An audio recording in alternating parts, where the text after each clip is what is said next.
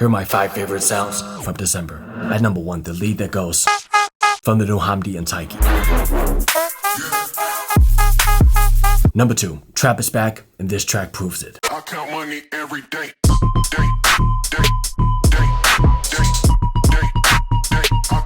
At number 3, we have Viperactive with the track from his new EP. And everything in this track is just clean, punchy, and upfront. Underground, underground, underground, underground. At number 4, this kick and bass combo is so tough.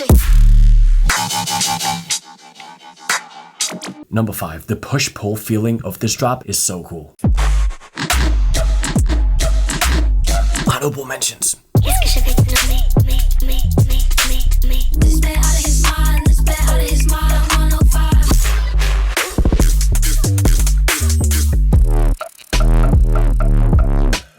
Don't forget to go follow my Loud playlist on Spotify. It's been updated every Sunday since